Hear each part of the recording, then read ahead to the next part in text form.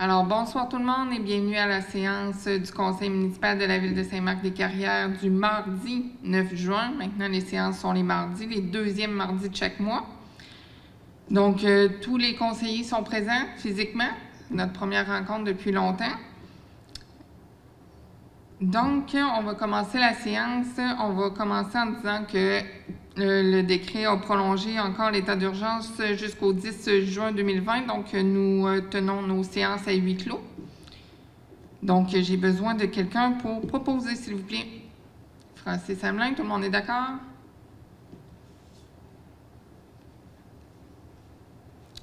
L'adoption de l'ordre du jour, il y a 3 points à ajouter à l'ordre du jour. L'autorisation de droit de passage adepte quad Portneuf. Nous avons l'avis de motion pour le règlement de zonage numéro 312-30-2020, modifiant le règlement de zonage numéro 312-00-2012 afin d'autoriser certains usages, et l'adoption du projet numéro 1 du règlement de zonage du même numéro que l'avis de motion. Donc, ça me prend quelqu'un pour proposer l'adoption du jour. Sylvain, non. Tout le monde est d'accord?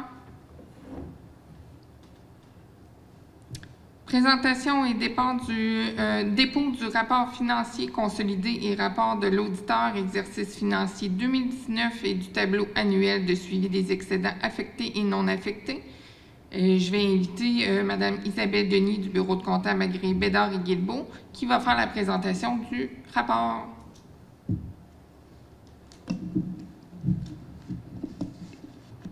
Bonsoir au Conseil de la Ville de Saint-Marc. Comme Christina m'a présenté de Bédard-Guilbeault, ça fait 20 ans que je suis dans le dossier. Puis, dans le fond, on va faire une présentation pour les gens à la maison. Le rapport va être disponible en ligne, donc je vais tenter de faire les références pour que vous puissiez suivre la présentation du rapport financier avec le document en main. D'abord, c'est sûr qu'il faut dire qu'on fait un rapport d'audit. Ce qui est important de signaler, c'est que ce qu'on conclut, c'est que le rapport est conforme aux normes comptables, donc c'est un rapport standard. Pour débuter la présentation, je vous apporterai à la page S12. Il y a une double pagination. C'est la page S12 dans le coin inférieur gauche. C'est la première page de l'état des résultats détaillés. On est par organisme parce que la Ville doit consolider la régie de gestion des matières résiduelles. Donc, dans la première colonne, on a l'exercice de l'année dernière, 2018. Dans la deuxième colonne, on a le budget qui a été adopté par le conseil municipal. Puis, dans la troisième, on a l'année 2019 à laquelle on va s'attarder. Le conseil, étant donné que c'est à distance, m'a autorisé à donner, dans le fond, des explications pour simplifier la compréhension des gens à la maison. Donc, dans la première section de la page S12, dans le fond, des lignes 1 à 11, on a le total des revenus de fonctionnement pour l'exercice. Donc, si on va au total pour 2019, la Ville a des revenus totaux de 4 394 000. On en avait prévu 3 919 000, puis l'année dernière, on en avait 4 466 000. Principalement, le point important qui vient augmenter les revenus cette année, c'est la vente des terrains qu'au budget n'est pas planifiable. Donc, on en a quand même pour plus de 168 000 de vente de terrain. Puis, il y a plusieurs autres écarts d'augmentation, comme l'augmentation d'évaluation qui crée une taxation supplémentaire de près de 70 000, puis divers postes qui ont été plus hauts parce qu'on budgète par prudence quand on tombe dans des postes comme pour les mutations immobilières. On ne connaît pas le nombre ni la valeur des transactions, donc on budgète plus prudent, c'est ce qui est normal. Donc, au total, on voit qu'il y a quand même des revenus de fonctionnement supérieurs au budget. Dans la section du centre, on a encore les revenus, mais c'est les revenus qui sont spécifiques au projet d'investissement. On va voir plus loin dans l'état qu'on vient les soustraire, mais il faut les présenter ici. Donc, on a des revenus de transfert qui sont des subventions gouvernementales pour 1 216 000, qui sont principalement le programme FEPTE et la taxe d'assises. Puis, on a aussi de l'utilisation d'imposition de droit pour 95 000, c'est de l'utilisation du fonds carrière sablière. Dans la section du bas, on a le détail des charges de l'année par grande fonction municipale. Encore là, je vais y aller au total puis expliquer différentes variations. Au total, pour l'année 2019, sur la ligne 33, on a 4 892 000 de dépenses. Dans notre deuxième colonne, au budget, l'amortissement sur la ligne 32 n'est pas présenté, mais on va voir à l'autre page que l'amortissement, c'est simplement une présentation, donc il n'y a aucune conséquence à ne pas la présenter. Donc, on a 3 878 000. Si on ajouterait l'amortissement comme cette année, on serait à 5 800 000. Donc, on voit que dans la première section, les revenus étaient supérieurs à ce qu'on avait budgété, tandis qu'au niveau des dépenses, bien, nos dépenses sont inférieures à ce qu'on avait budgété. Dans le fond, dans l'année, les différents directeurs ont quand même fait des budgets serrés de l'année, puis il y a aussi différents projets qui ont été reportés dans le futur. Si on va à la page suivante, la page S13, encore là, on est en 3 colonnes. C'est une page simplement d'ajustement pour fin fiscal municipal. Donc, je ne lirai pas toutes les lignes, mais comme on disait, à la ligne 4, bien, on vient soustraire l'amortissement. Donc, comme je disais, il n'y a pas d'impact à présenter ou pas l'amortissement au budget. Sur la ligne 9, il y a le coût associé aux dispositions de terrain. Sur la ligne 17, on a le remboursement en capital des dettes à long terme qui sont de 362 000, qui sont telles qui étaient budgétées dans la deuxième colonne. À la ligne 19, on a un petit montant de 1 370 qui est de l'utilisation de revenus de fonctionnement pour fin d'investissement. À la ligne 21, on utilise des excédents de fonctionnement affectés pour 327 619. On voyait dans la colonne du budget 2019 que le budget bouclait pour son budget avec 320 000 d'utilisation de surplus. Ce montant-là est inclus dans le 327 000. Donc, au courant de l'exercice, il y a seulement 7 000 de surplus qui ont été utilisés pour des dépenses non prévues. Donc, à la ligne 27, on voit que pour l'année 2019, la Ville termine l'année avec un excédent de 611 000. C'est sûr que, comme j'ai mentionné, à la ligne 21, il y a 320 000 dans ce 611 000-là qui était pour boucler le budget. Le conseil et les directeurs, dans le fond, ont serré leurs dépenses. Puis, comme j'ai spécifié, il y a des revenus qui n'étaient pas prévus. Mais si on vient redresser le 320 000 d'utilisation pour le renflouer, au net, on a quand même un excédent redressé de 291 000. Puis, à la ligne 27, dans la première colonne, on voyait que l'année dernière, on avait 491 000.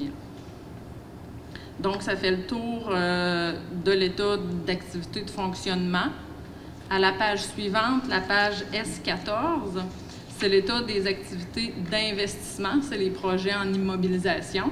Sur la première ligne, dans la deuxième colonne, on voit notre 1 311 000 qu'on a parlé à la première page, qui était principalement les programmes de subvention de la taxe d'assises puis du FEPTE.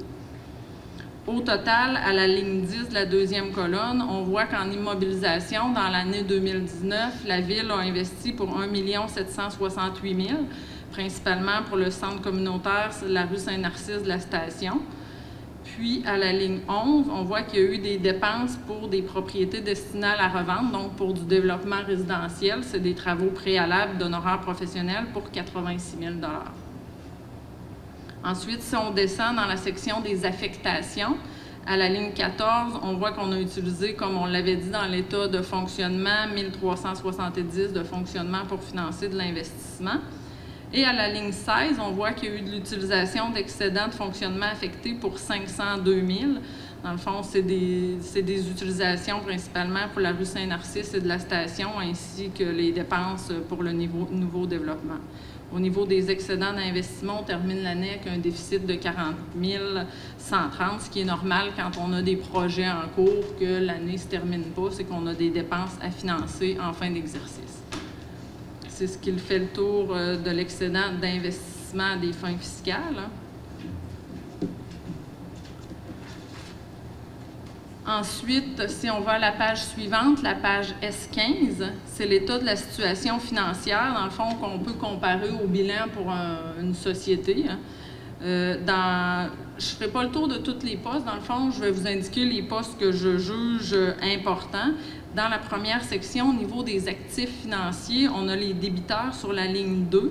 Ce qui est important de mentionner, c'est que dans le 3 629 000, ça inclut toutes les subventions à recevoir, dont principalement 1 399 000 qui est l'assumation du gouvernement pour la dette à long terme. Donc, on va voir plus bas la dette, mais il y a une partie de la dette qui est assumée par le gouvernement.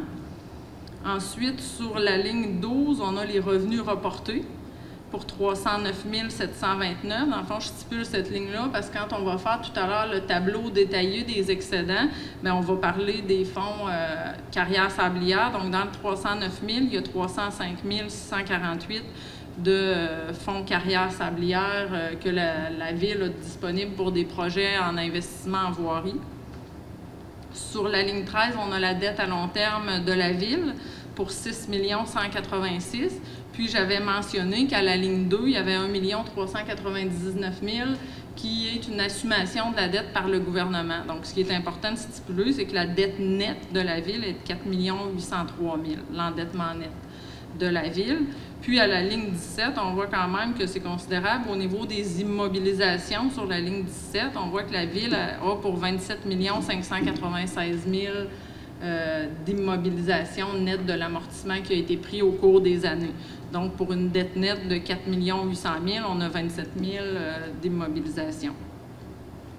Ensuite, sur les lignes 22 et 23, on a sur la ligne 22 les excédents de fonctionnement non affectés. Tout à l'heure, on a dit qu'on a eu 611 000 de surplus dans l'année. On a renfloué le 320 000. Donc, on termine l'année avec 1 018 000 de surplus d'excédents non affectés. Et sur la ligne 23, on a les excédents affectés à des fins précises pour des projets futurs pour 333 000. Dans le fond, tous ces excédents-là, on va le voir dans le prochain tableau, qui est le suivi qui a été demandé par la population, le suivi des excédents pendant l'exercice. Donc, on voit que si on compare l'année dernière, le total des excédents non affectés, l'année dernière, on avait 317 000 puis 1 252 000, donc on était à un peu plus d'1,5 million. Mais on termine quand même avec 1 350 000 environ, donc quand même le montant il est stable. Donc, au niveau des surplus cumulés, la Ville elle a quand même un bon coussin pour faire face à des projets futurs ou à des urgences qui pourraient arriver. Donc, ça fait le tour des informations dans la situation financière qu'on jugeait pertinente. Ensuite, la page qu'on va voir, ce n'est pas une page qui fait partie du rapport financier, c'est un tableau qui nous a été demandé de préparer, dans le fond, pour faire le suivi du début de l'exercice jusqu'à la fin de l'exercice des utilisations des différents types de surplus qu'on avait. Donc, on débute à la première ligne avec le solde au début de l'année, c'est le solde du 31 décembre 2018. Comme je l'ai dit, ça concorde avec l'état financier. Au niveau de la première colonne, excédent non affecté, on débute avec notre 317 363. Puis, dans toutes les colonnes du milieu des excédents de fonctionnement affectés, on débute à 1 252 000. Puis, pour le fonds carrière sablière, on débute avec notre 243 000 qui concorde avec notre état financier. Donc, chaque colonne du centre vient nous spécifier c'est quoi les différents fonds affectés qu'au cours des années, la Ville s'est dotée. Donc, je vais descendre les diverses utilisations. La première section, c'est dans le fond les affectations qui étaient prévues au budget 2019. On adopte un budget. Donc, dans l'année, le budget nous autorise à utiliser différentes sommes. Donc, on les avait prévues dans notre surplus affecté au début de l'année comme utilisation. On a vu dans le rapport financier qu'on a utilisé du budget de fonctionnement tel que prévu pour 320 481. Sur la seconde ligne, on a de l'utilisation du budget d'investissement pour Saint-Narcisse et de la station. Ce montant-là, originellement, était prévu à 666 750, mais étant donné que le projet a été finalisé pour moins, puis il y a eu d'autres sources de financement, bien, on a utilisé, au lieu de 666 000, on a utilisé 466 000. Donc, sur la ligne suivante, on remet 200 000 dans le surplus non affecté parce que finalement, on avait budgété 666 000 puis on ne l'utilise pas. Donc, nous, quand on fait nos suivis de projet, bien, s'il n'est pas utilisé puis le projet est fini, bien, on remet l'argent dans le surplus parce que les projets sont suivis projet par projet. Donc, ça conclut la boucle d'utilisation du budget 2019. Dans la section suivante, c'est les affectations prévues au budget 2020. Quand on prévoit des sous dans le budget 2020, ben on les prend de notre surplus affecté pour le surplus non affecté pour le mettre dans le surplus affecté parce qu'on le sait déjà qu'il est prévu pour une fin précise. Bien, ce qu'on voit sur la ligne budget de fonctionnement, c'est 0 parce que la Ville n'a pas utilisé d'excédent pour venir boucler son budget 2020. Sur la ligne suivante, par contre, on met un 100 000 de côté dans le surplus affecté pour le budget parce que le budget 2020 prévoit utiliser 100 000 pour de l'investissement.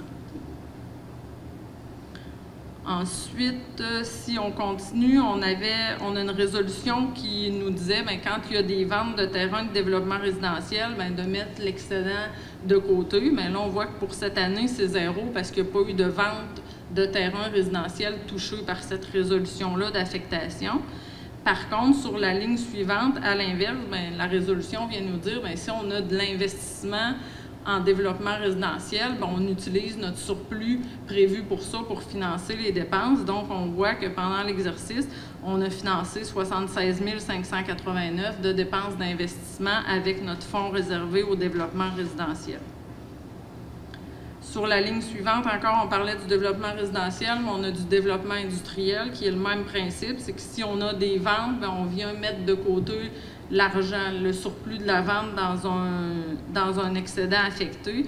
Donc, lui, il y a eu des ventes de terrain dans la phase 2. Donc, on vient mettre de côté 51 000. Donc, c'est juste un jeu de surplus d'excédent non affecté à excédent affecté. Ensuite, on voit sur l'autre ligne, la Ville avait un solde d'auto-assurance de 7 139. Pendant l'année, on a eu une résolution d'utilisation du fonds auto-assurance. Donc, on voit qu'on termine dans cette colonne-là avec 0. Donc, le solde est complètement utilisé. Ensuite, on a les différentes utilisations de l'imposition de droits de carrière sablière. On voit sur la première ligne le 157 000. Donc, en 2019, la Ville a perçu pour 157 000 de redevances de carrière sablière qu'on met de côté dans le fonds réservé.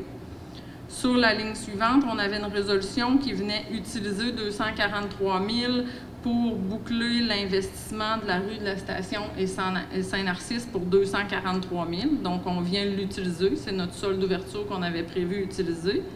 Par contre, sur la ligne suivante, un petit peu comme pour le budget d'investissement 2019, on avait dans le passé utilisé des fonds carrière sablière pour financer la rue du Terroir. Donc, quand on a une utilisation qui est prévue dans le montage financier d'un projet d'excédent, bien, dès que le projet débute, on utilise l'excédent. Mais là, dans le montage financier du projet, il y a eu, dans le fond, des subventions. Dans le fond, il y a eu une partie du projet supplémentaire qui a été financée par la taxe d'assises. Donc, à ce moment-là, bien, on vient rebalancer le projet. Donc, on n'avait plus besoin de 147 971 de carrière sablière dans ce projet-là. Donc, on suit projet par projet. On remet les sous où ils vont. Ce n'est pas un redressement d'erreurs passées, c'est vraiment un suivi du projet pour financer totalement. On ne veut pas que le projet soit en surfinancement, donc on le redresse. Sur la ligne suivante, c'est exactement la même chose. Dans le projet du centre communautaire, initialement, il y avait un 50 000 de prévu d'utilisation d'excédent. Puis, au final, le centre communautaire a été totalement financé d'une autre manière. Il y a eu des subventions. Donc, encore là, il y a eu pour 40 000. On avait prévu 50 000, mais on a eu seulement 9 000 quelques de dépenses. Donc, on remet 40 000 dans les surplus parce qu'encore là, on fait notre suivi projet par projet. Puis, on arrive au bout du compte, puis il y a plus de financement qu'au départ. Donc, on vient renflouer l'argent qui a été pris dans les excédents. Et puis, sur la dernière ligne, on voit notre excédent de fonctionnement qu'on avait vu dans notre état financier de 611 775. Dans le fond, c'est ce qui vient corroborer tous nos soldes qu'on termine dans notre colonne excédent de fonctionnement affecté avec 1 018 781. Puis, dans toutes nos colonnes d'excédent de fonctionnement affecté, au total, dans la dernière colonne, on termine avec 333 022. Puis, dans notre fonds réfection entretien des voies publiques, on termine avec 305 000 $. Donc, encore là, quand on regarde tous les sols, si on les totalise entre le début et la fin, il y a eu beaucoup d'utilisation, mais avec le surplus de l'année, avec les renflouements de projets passés, bien, la ville termine l'année quand même en bonne santé avec tous les surplus renfloués en grande partie. Donc, ça fait le tour des documents qu'on avait prévu présenter. Je ne sais pas s'il y a des questions ou si... Parce que moi, c'est un petit peu ça, là. Dans la gestion quotidienne, dans le fond, c'est ce qu'on a vu. Dans le fond, il y a une gestion plus serrée des dépenses, tout ça, puis on termine l'année, dans le fond, avec les surplus pas mal tels que les autres années, toujours disponibles pour les projets futurs de la ville. Parfait. Bien, merci beaucoup. Bienvenue. Donc, je veux juste mentionner aux citoyens que, comme Isabelle l'a mentionné au départ, le rapport va être disponible sur le site de la ville. Et si les citoyens ont des questions, vous pouvez toujours les adresser à l'adresse par courriel à l'adresse dg@ville-saint-marc.com. Donc, on sera en mesure soit de demander plus de précision à Isabelle par la suite ou de répondre à vos questions là, après le dépôt du rapport. Parfait. Bien, merci à tout le monde. Merci bonne beaucoup. fin de conseil. Parfait. Une bonne soirée.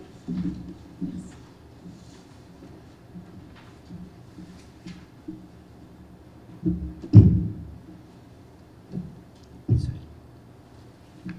Donc, pour toutes les questions qui seront posées par rapport au rapport financier, les questions, les réponses vont être données à la prochaine séance du Conseil. Donc, point suivant, l'adoption du procès-verbal de la séance du 11 mai 2020. Chacun a reçu une copie du procès-verbal. Ça me prendrait quelqu'un pour la proposer. Yves Tourangeau, tout le monde est d'accord? L'adoption du procès-verbal de la séance extraordinaire du 28 mai 2020. Encore une fois, tout le monde en a reçu une copie. Ça me prend quelqu'un pour proposer. Francis Hamelin, tout le monde est d'accord? Mots et rapports de la mairesse suppléante. Donc, je voulais apporter quelques petits points. Je voulais parler de l'ouverture de l'hôtel de ville on se penche vraiment sur le dossier là, pour la réouverture de l'hôtel de ville qui va probablement se faire sur rendez-vous. Donc, si les gens doivent se présenter absolument à l'hôtel de ville pour quelque raison que ce soit, ça va être possible sur rendez-vous, donc à des heures qui doivent être respectées. Donc, puis il va y avoir plus de détails là, éventuellement quand que ce sera vraiment finalisé. Puis, pour la même chose pour l'ouverture des parcs et des jeux d'eau. Bien que le gouvernement autorise l'ouverture des parcs et des jeux d'eau, il y a beaucoup de procédures que l'on doit suivre pour effectuer l'ouverture de ceux-ci. On doit faire l'affichage des recommandations de la santé publique, des choses à suivre. Faut mettre des blocs sanitaires sur place, des toilettes, des places pour se laver les mains. Donc, ça aussi, on regarde pour le faire. On veut le faire. On trouve ça important pour les jeunes. Par contre, on veut le faire correctement et dans les règles de l'art. Donc, on se penche sur le dossier pour le faire le plus rapidement possible. Ensuite, pour ce mois-ci, ce vendredi qui s'en vient, je suis en visioconférence avec les autres maires de la MRC, ainsi que le monsieur Caron, Vincent Caron, député provincial, au sujet du dossier de la santé. Donc, oui, on va parler de la COVID, mais aussi de notre petite problématique ici avec la clinique médicale qui manque de médecins. Donc, je vais avoir cette réunion-là virtuelle vendredi. Aussi, un petit rappel à tous les citoyens, que ce soit pour vos travaux de construction ou de rénovation, que ce soit tant dans le commercial ou dans le résidentiel, il est important d'aviser, dès que vous prévoyez faire des travaux, d'aviser notre département d'urbanisme le plus tôt possible afin de ne pas retarder vos travaux. Alexandre, qui travaille très bien avec nous là, à l'urbanisme, c'est d'ici 3 jours semaine. Donc, dès que vous êtes au courant, que vous prévoyez faire des travaux, vous êtes mieux de faire la demande dès que vous le savez. Comme ça évite beaucoup de conflits et de retard pour les travaux. Et le dernier point que je voulais aborder, c'est les monstres, pas les grosses vidanges. Il y a eu du retard. C'est sûr que peut-être qu'il y a eu plus de déchets, de gros déchets là, à jeter, là, parce que le temps, avec la COVID, là, les gens avaient peut-être plus de temps pour faire du ménage. Il y a eu du retard pour le ramassage des grosses vidanges. Par contre, ils ont terminé. Donc, tout ce qui reste sur le bord du chemin qui n'ont pas été ramassés, c'est que c'était probablement pas dans la liste des objets autorisés. Donc, tous les citoyens qui ont encore des choses qui n'ont pas été ramassées en bordure du chemin, vous devez les ramasser. Ce n'était pas autorisé dans la liste qu'on va mettre disponible. On va la mettre disponible sur la page Facebook puis sur le site de la Ville là, pour que les gens comprennent que c'est vraiment des choses qui n'étaient pas autorisées pour le ramassage. Donc, c'est ce qui fait le tour pour moi. Donc, l'adoption des comptes du mois. Tous les membres ont reçu la liste des comptes à payer. Donc, les comptes compressibles et incompréhensibles de mai 2020 au montant de 294 874,57 incluant les salaires, soit adoptés et présentés détaillés comme suit. Les salaires 60 669,1, comptes à payer 50 536,4 et journaux des déboursés 183 669,52. Donc, ça me prend une proposition. Stéphane Savard, tout le monde est d'accord? Rapport financier non fermé pour la période se terminant le 31 mai.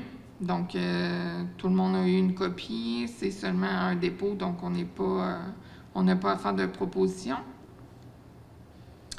Avis de motion règlement numéro RMU-2019-2, modifiant le règlement numéro RMU-2019 afin de permettre le jeu libre sur une partie de la RUMAT. Donc, le Conseil a autorisé la peinture de certains jeux libres dans la RUMAT. Donc, il va y avoir sur les 2 ronds-points là, qui se situent, j'ai les adresses. J'ai pas les adresses. Sur certaines adresses de la RUMAT, là, il va y avoir un jeu de marelle qui va être peinturé sur le sol et une patinoire aussi pour permettre aux jeunes de pouvoir jouer dans la RUMAT. Donc, ça prend, dans le fond, faut modifier notre règlement pour permettre sur certaines adresses la possibilité de faire des jeux libres. Donc, pas besoin de... OK. Sur la RUMAT, côté sud, c'est entre les numéros 412 et 420. Et côté nord, c'est entre les adresses 439 et 445. Vu que c'est un avis de motion, ça prend une proposition. Donc, ça me prend un proposeur pour ça. Marc-André Trottier, tout le monde est d'accord? Adoption du projet de règlement numéro RMU 2019-2, modifiant le règlement numéro RMU 2019 afin de permettre le jeu libre sur une partie de la RUMAT, donc sur les adresses que je viens de vous mentionner. C'est ça. Dans le fond, on va permettre les jeux libres sur cette partie de la RUMAT.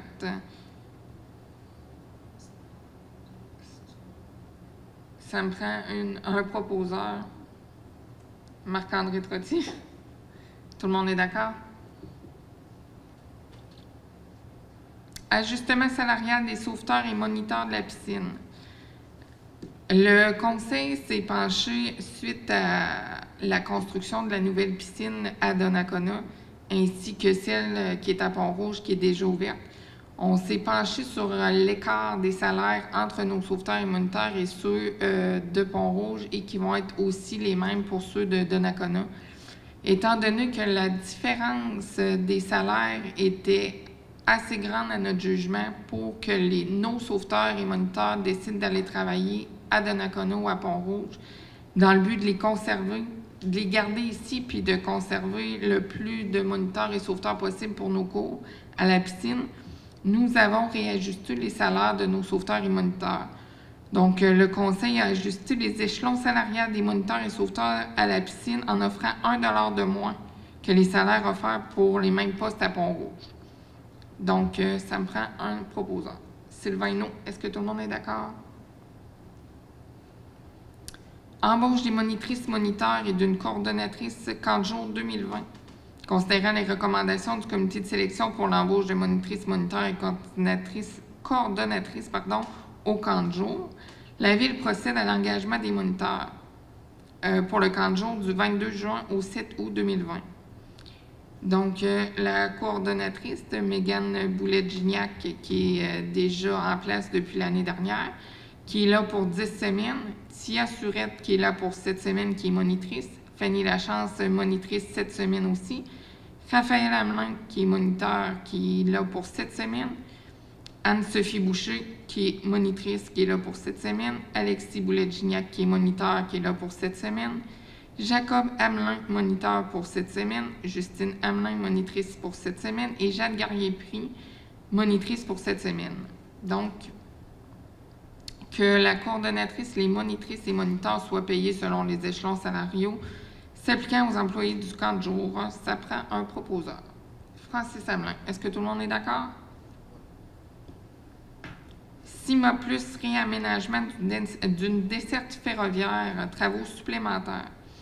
Considérant que la Ville a octroyé un mandat à CIMA Plus pour réaménager la desserte ferroviaire pour un montant de 43 400 taxes en su selon la résolution SM-230-10-19, considérant que les recommandations faites par le CN d'ajouter 2 voies à côté de la desserte ferroviaire de la Ville, considérant que CIMA Plus a présenté à la Ville une offre de services pour les travaux supplémentaires qu'occasionne l'ajout de 2 voies, soit un montant de 9 250 $ taxes en su pour la correction des plans et devis pour le projet. Considérant que la Ville s'est entendue avec la compagnie Propane M&M Nutrinor pour assumer le montant total des travaux supplémentaires pour l'ajout de 2 voies sur leur terrain, il est résolu que le Conseil accepte la proposition de CIMA Plus pour un montant de 9 250 taxes en su pour effectuer les travaux supplémentaires à effectuer sur les plans et devis, que la Ville facturera à Propane M&M de Nutrinor un montant de 9 250 $ taxes en su et que le Conseil accepte de leur transmettre les plans scellés et devis à la fin du mandat. Donc, ça me prend un proposeur. Yves Tourangeau, tout le monde est d'accord? Remplacement du chauffe-eau électrique au centre récréatif Chantal Petitclerc, considérant que le bris du chauffe-eau est devenu hors d'usage et qu'il est nécessaire de le remplacer rapidement, considérant que le directeur des loisirs a demandé et reçu 2 soumissions pour le remplacement du chauffe-eau électrique à l'Arena, il est résolu que le Conseil octroie le contrat à René Hamelin au montant de 4 650 $ taxes en su, incluant l'installation et les coûts pour un électricien afin de remplacer le chauffe-eau électrique. Ça me prend un proposeur. Francis Hamelin, tout le monde est d'accord? Appel d'offres pour la surveillance de chantier et de bureaux pour la construction de la nouvelle rue pour le futur développement résidentiel. Considérant que pour la construction de la nouvelle rue du futur développement résidentiel, la Ville désire obtenir les services d'une firme d'ingénierie pour la surveillance de chantier de bureaux, le Conseil autorise la directrice générale, la greffière trésorière, à procéder à l'invitation des firmes d'ingénierie identifiées pour la surveillance de chantier et de bureaux pour la construction de la nouvelle rue pour le futur développement résidentiel par appel d'offres. Ça me prend un proposeur. Marc-André Trottier, tout le monde est d'accord? Appel d'offres pour le contrôle qualitatif des matériaux pour un laboratoire pour la construction de la nouvelle rue pour le futur développement résidentiel. Donc, dans le même ordre d'idée, on autorise la directrice générale greffière trésorière à procéder à l'invitation des laboratoires identifiés pour le contrôle qualitatif des matériaux pour la construction de la nouvelle rue du futur développement résidentiel par appel d'offres. Ça me prend un proposeur. Yves Tourangeau, tout le monde est d'accord? L'achat de 8 micros pour le centre communautaire et culturel. Donc, comme vous pouvez le constater, nous avons fait l'achat étant donné que la salle est plus grande et qu'on veut bien se faire comprendre. Et pour éviter aussi qu'on se passe le micro à un. On a fait l'achat des micros pour la présentation de nos séances du conseil et peut-être éventuellement pour autres utilités. Donc, pour l'achat des 8 micros ainsi que du filage au montant de 786 $, plus l'installation faite par Sonorisation Daniel Tanguay au montant de 450 $, ça me prend un proposeur pour qu'on procède au paiement de tout ça.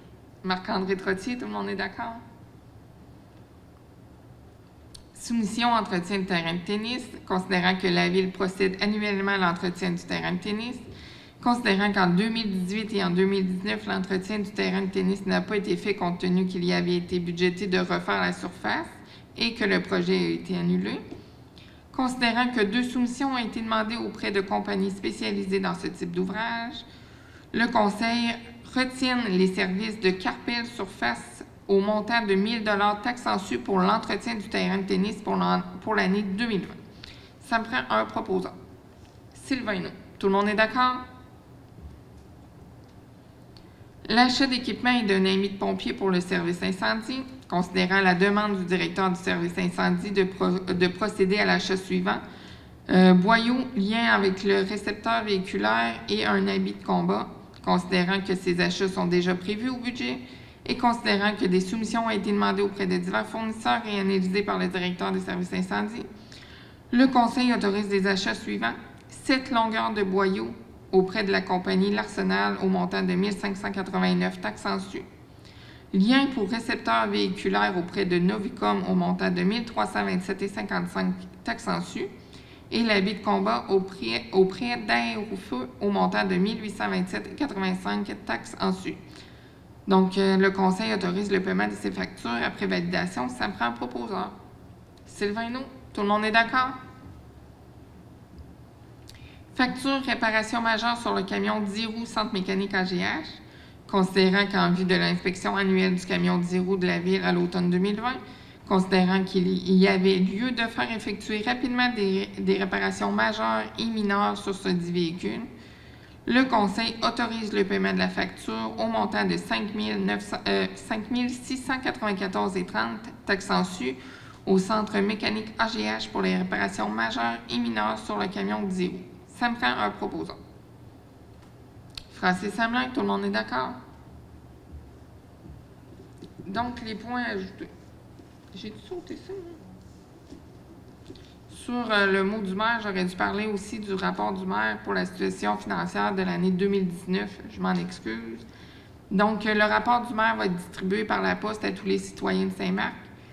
Je veux juste mentionner qu'il va faire, qui dans le fond, les points qui vont être traités dans le rapport du maire vont être l'état consolidé de la situation financière au 31 décembre 2019, l'état consolidé des résultats au 31 décembre 2019, liste des contrats de plus de 25 000 $, la liste des permis émis, la rémunération totale des élus, la réalisation pour l'année 2019 et les prévisions pour l'année 2020.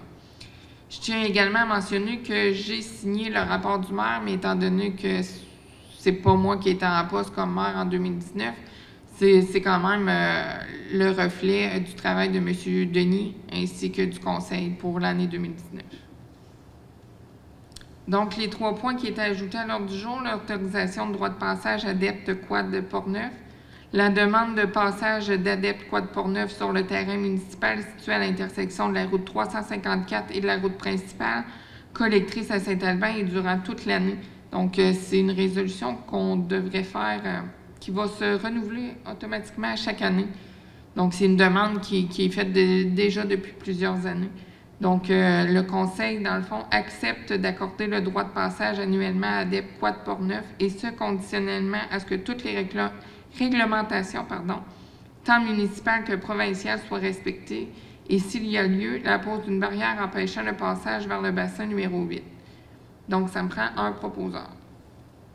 Yves Tourangeau, tout le monde est d'accord? Point suivant.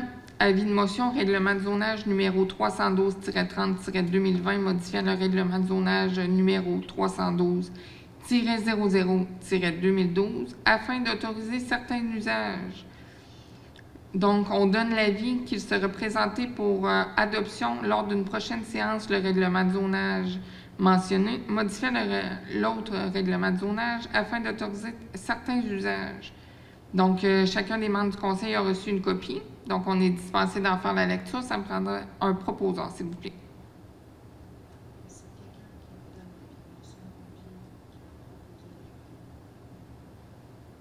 Donc, on mentionne que quelqu'un me donne l'avis de motion et il va proposer le règlement. Donc, Marc-André Trottier.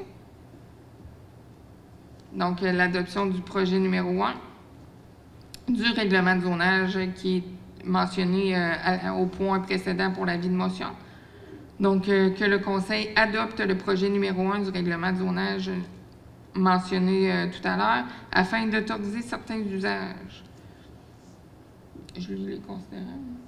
Considérant que le règlement de zonage numéro 312-00-2012 est entré en vigueur le 24 septembre 2012 et que le conseil peut le modifier suivant les dispositions de la loi sur l'aménagement et l'urbanisme, considérant qu'il y a lieu de consolider et de stimuler l'activité économique de Saint-Marc-des-Carrières, considérant que le conseil municipal souhaite régir l'installation de serres sur les toits des bâtiments autres que résidentiels, considérant que le conseil municipal souhaite augmenter la superficie minimale d'un bâtiment principal commercial et industriel, considérant que le comité consultatif d'urbanisme recommande l'adoption du règlement tel que présenté, considérant qu'un avis de motion du présent règlement a été donné lors de la séance d'aujourd'hui.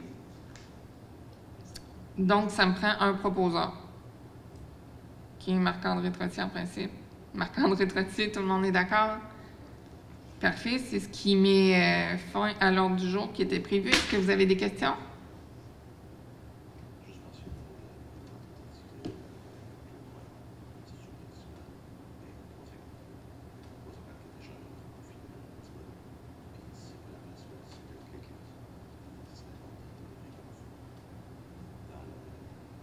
Donc, Stéphane, qui n'a pas de micro, mentionne que, dans le fond, la 354 devrait être nommée Philomène Thibodeau et que le bout de la principale qui est vers Saint-Albin devrait être la rue de l'Église.